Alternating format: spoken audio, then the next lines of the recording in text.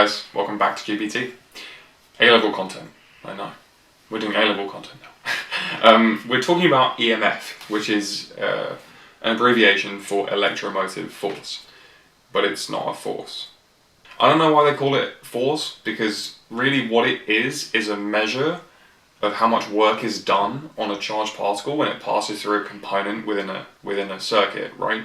So I'll talk about this in the tutorial video, but just to sum it up a little bit here, when a charged particle passes through a component in a circuit, it gains energy, right? And the amount of work done for that energy transfer to occur is electromotive force. But it's measured in volts, not newtons. But I don't know why it's called a force. It just is.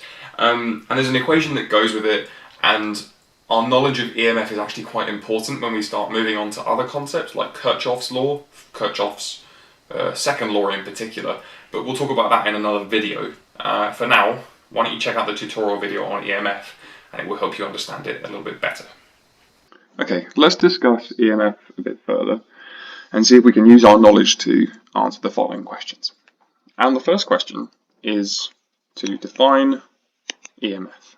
Okay, so what is EMF? Well, we said that it stands for electromotive force, but that doesn't mean it's a force, okay? Because it isn't measured in newtons, it's measured in volts, okay? So it's not actually a force.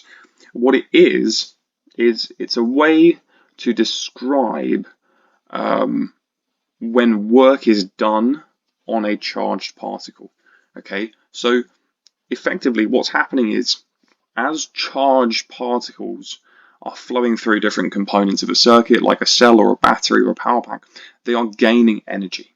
Okay, and the amount of work that is done on those charged particles is proportionate to the amount of energy that they gain. So the more energy that they gain as they pass through these components, the greater the electromotive force, because the EMF describes the amount of work that is done on those charged particles.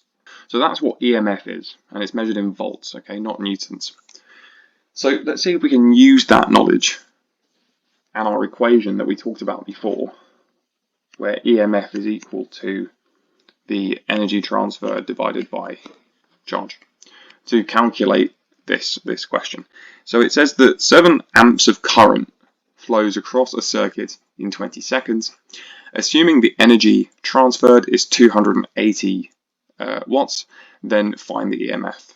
Right, okay, so we have the energy transferred here, but we don't have our charge. It's explicitly told to us, but we can find it, right?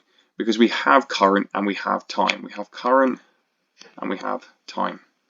And we can say that Q is equal to IT, right? Which means 7 times 20, which is 140 coulombs.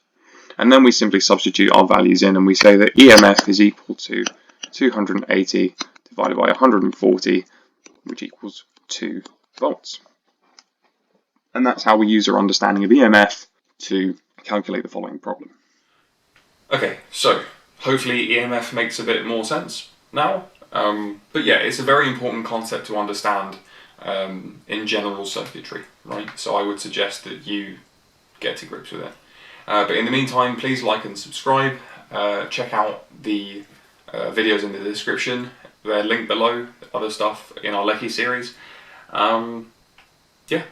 And that's it for now. So stay quantum, and I'll see you next time. See you. Bye, guys.